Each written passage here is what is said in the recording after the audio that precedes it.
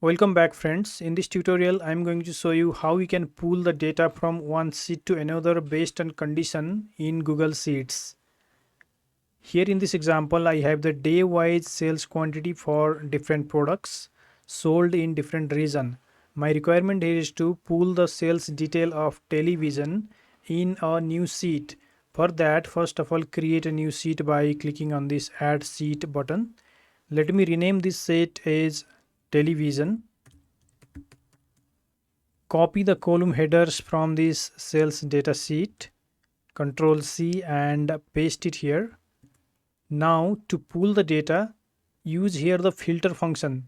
So click on this cell, press is equal to, type filter, open parenthesis. In the range, select the source data table, put a comma. In the condition 1, select this product column, then press is equal to, then put the condition that is television. Here type double quotation, then type television double quotation, close parenthesis. Now after writing this formula here, press enter. Here you see the details of the television only is pulled from this sheet to this sheet.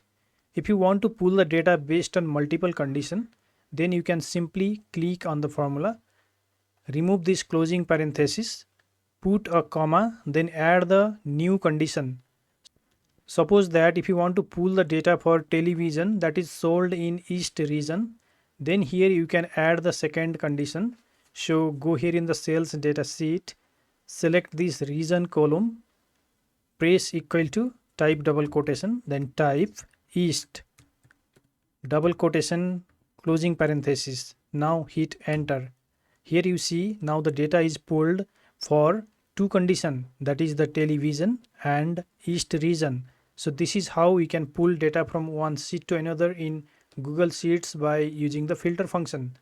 If you want to practice this, you can get this Google Sheet document from the video description below. Thank you so much for watching this video.